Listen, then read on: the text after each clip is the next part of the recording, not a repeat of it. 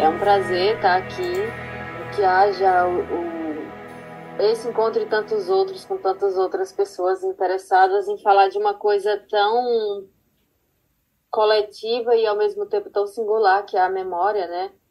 E que é um lugar de muito cuidado, né? Falar da memória, que envolve, no meu caso, que sou uma pessoa indígena, envolve segredos, num país que é memoricida, como é o caso desse país, Brasil.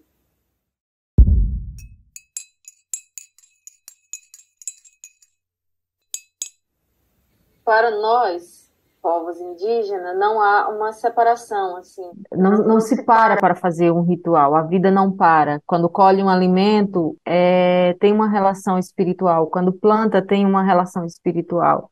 Quando se alimenta, tem uma relação espiritual. Quando faz amor, tem uma força espiritual. Quando estamos nascendo, tem também um acesso espiritual. É como se fosse uma imensa teia de aranha. Mas também eu sou uma pessoa licenciada em teatro, que fiz várias oficinas de teatro, de performance e etc.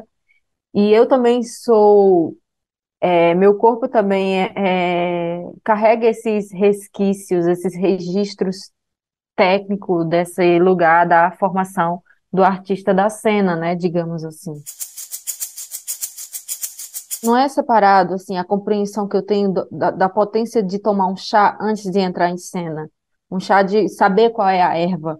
Porque a minha avó tomava, não porque ela era atriz, não porque ela era performer, mas porque ela fazia isso num determinado momento da vida dela, em alguma coisa que, na minha experiência, nesse mundo, como uma pessoa artista, que trabalha como artista, que por acaso é indígena, logo aciona isso, logo aciona essa tecnologia de sobrevivência, assim.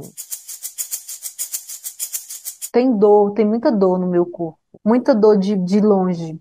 É como se atingisse a outras vidas, entendeu? Mas acho também, sinto também, por isso estou aqui, que esse corpo também, ele tem muita tecnologia de sobrevivência. Ele tem muita manual de engrenagem. Isso me ensina por onde eu devo caminhar, como negociar, não tem como não negociar. Mas esse corpo, é um corpo que quem vê é um corpo visualmente dito na ideia de fenótipo, de imagem, de imaginário de uma mulher de uma estatura média baixa, de uma mulher com traços muito fortes, traços indígenas, sotaque do Nordeste, de uma região específica,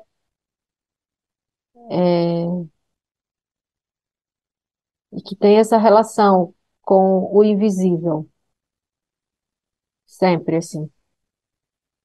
Não tem como não ter, assim, não tem como. E que eu transito, a sensação que eu tenho é que eu sou um corpo que transita, um corpo que migra entre mundos, um corpo que constrói a diáspora no sentido de caminhar em liberdade, um corpo que não esquece disso, assim, mas que muitas vezes tem que se cuidar porque durante os acordos nessa sociedade eu acabo me caindo em alguma arapuca, e tem muitas, o tempo inteiro, assim, que é por aí.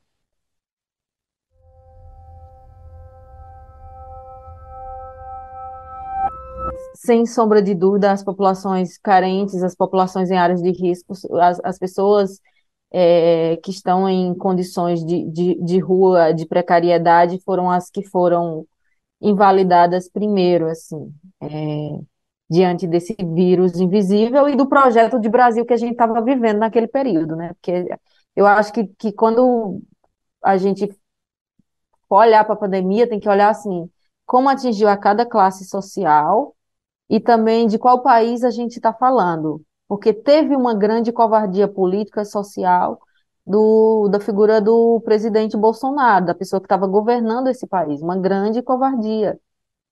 De alguma forma, ele assinou a morte de muitas famílias, assim. Tinha o vírus, mas ele assinou quando ele não toma um posicionamento, assim. Eu morava numa ocupação que se chama Mofus, que tem em Belo Horizonte. É uma ocupação que existe desde antes da pandemia. Eu tinha ido morar lá. Eu estava, tipo, há 22 dias morando lá. E tive que voltar nessas pressas. E quando eu cheguei aqui, ainda as pessoas não usavam máscara. Eu lembro que no aeroporto ninguém usava máscara. Se alguém usasse máscara naquele momento, a máscara era alguém que estava em risco, né? Tinha uma coisa assim, não, a máscara não era eu me protegendo no primeiro momento, era tipo eu me afastando de alguém que está sinalizando que está em risco ali, ou tinha uma saúde frágil, enfim, debilitada e tal. E aí eu retorno pro Crato, né? Eu sou de uma comunidade, de uma aldeia de Lavras da Mangabeira, no Ceará, só que eu moro no Crato, que é uma cidade é, que eu escolhi para morar quando eu comecei a estudar como artista e tal. Mas eu vivo sempre nesse trânsito, aqui minha comunidade.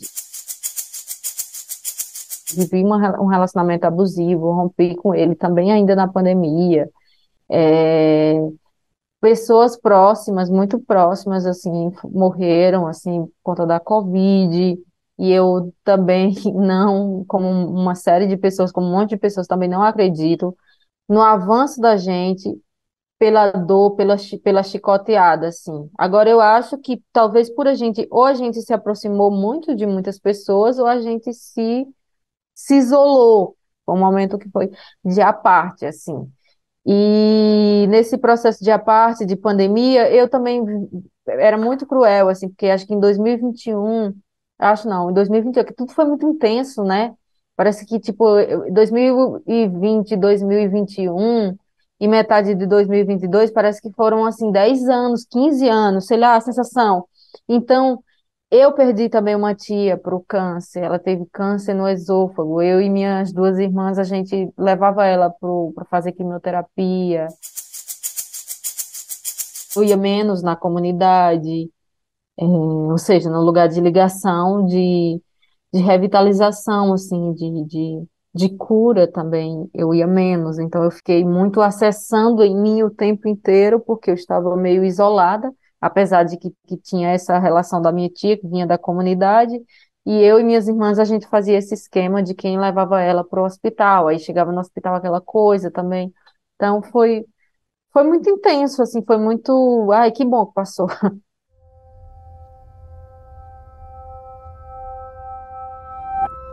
Tem uma parte que eu coloco na minha tese que quando eu cheguei lá da comunidade, lá da aldeia, é, quando eu fui para uma das minhas primeiras aulas de corpo, de interpretação, o professor falou assim: tirem os calçados, deitem no chão, respirem, que era a construção de um espetáculo lá na universidade. E agora vocês são uma folha em branco. Esqueçam quem são vocês lá de fora e agora vocês são uma folha em branco. Tá, hoje eu entendo isso, ok, entendo, com mil ressalvas, mas na época eu me fiz um questionamento, assim, não tinha muita força argumentativa teórica para desdobrar essa questão, mas eu fiz gente, como é que a pessoa esquece quem ela é?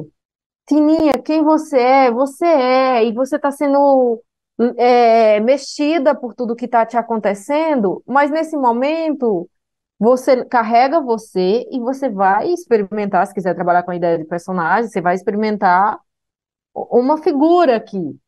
Vamos acessar lugares de concentração para você estar completamente presente aqui, mas jamais esquecer quem é você. Tem um artista indígena, um parente, Gustavo Caboclo, que ele fala do coma colonial. E o Brasil é esse país que carrega incrustado na coluna, eu acrescento, esse coma colonial. Ele arrasta para cima e para baixo. Ele não tem coragem de abandonar o coma colonial, porque é confortável esquecer, porque é confortável. gerar epistemicídio, gerar etnocídio. É confortável, assim. Outro choque que eu tive também numa aula de corpo, noutra aula de corpo, foi que aqui é uma região muito interior, aqui é o interior do Ceará, né? A região Cariri é o interior do Ceará. E teve uma menina de uma comunidade também, uma comunidade de terra, que chegou ali na aula e o professor brigou com ela, no pé dela tinha um pouco de terra. Que ator é esse que não sabe pisar na terra? Se o pé da menina estava coisado de terra, que no mínimo ela sabe pisar na terra, ou que a terra foi visitar o pé dela, ou a terra foi a lembrar ela de onde ela vem. A terra, ela não pode ser um problema para o artista da cena, pelo contrário. É importante que esse artista da cena ele tenha uma compreensão política de que território é esse que ele está tendo aquelas aulas, de onde vem aquele professor, o que pensa sobre esse território, sobre demarcações de terra, sobre a luta pela memória da terra desse território. O teatro, enquanto linguagem, ele é inserido no Brasil como uma arma de morte. Ele chega no Brasil para colonizar os povos originários, ou seja, o teatro matou meus ancestrais. Então, eu, enquanto uma pessoa indígena, só faz sentido eu fazer teatro se for para eu contra-colonizar, se for um contra-teatro. Então, eu faço, eu sei da potência, e por isso que ele se inseriu aqui, porque também meu povo é ritualístico, então logo pega. Mas, assim, eu preciso olhar o tempo inteiro, olhar por lembrar o tempo inteiro de olhar pela lente, a lente da minha ancestralidade para essa linguagem. Desconfiar o tempo inteiro.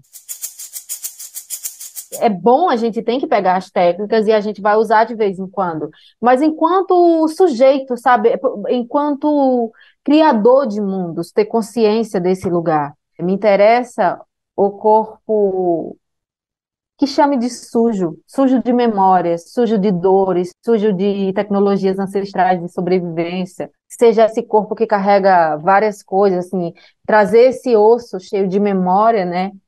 Trazer esse osso para a roda, assim, e ele vai comigo para a sala de ensaio, eu vou saber como colocar a voz, onde eu coloco, como caminhar, mas eu não posso esquecer, assim.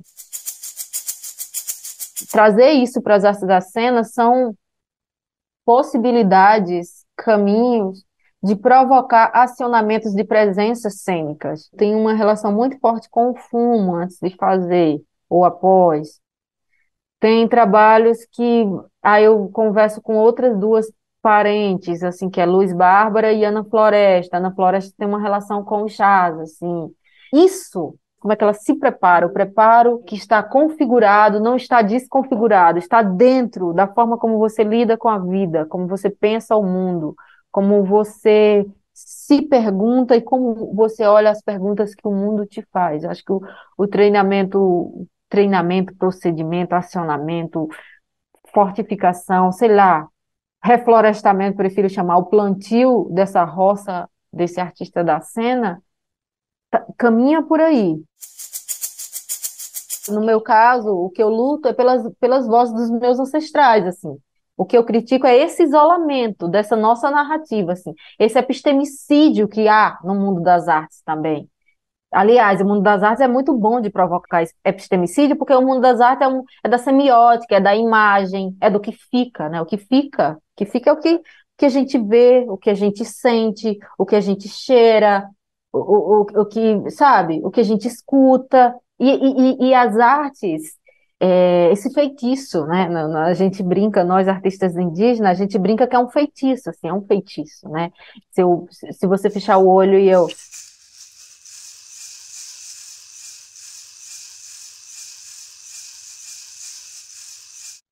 E se daqui a pouco eu retorno novamente,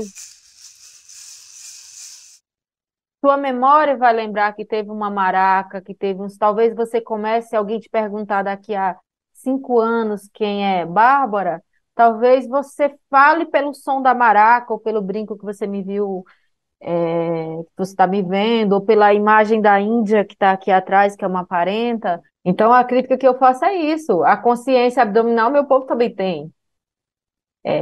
Então, a consciência da respiração, aí é que tem. Enfim, saber caminhar, quer ensinar um ator a caminhar? Olhe como os povos indígenas caminham, olhe como as pessoas que moram na mata caminham, as pessoas que protegem a floresta, olha como essas pessoas caminham.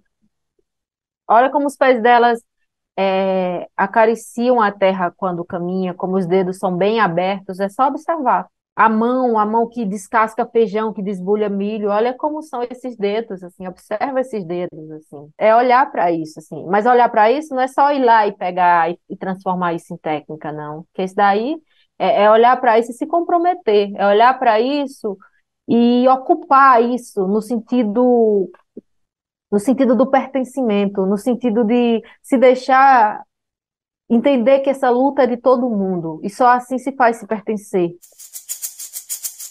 Atualmente eu estou montando um trabalho que se chama Coragem, que eu estou dirigindo e fazendo a dramaturgia, e é um trabalho sobre as vozes que fizeram a revitalização e que vem fazendo, né, dos povos indígenas do Brasil. Então a gente passa é um teatro documentário, então a gente vai passar por falas de Teresa Cariri, de Ailton Krenak, de Galdino Pataxó, de Cacica Pequena, de uma série de pessoas, a maioria ainda estão vivos, que fizeram e que vem fazendo a nossa luta, a luta pela nossa sobrevivência, assim, pela nossa, aliás, pela vivência de todos que estão aqui nessa terra, né?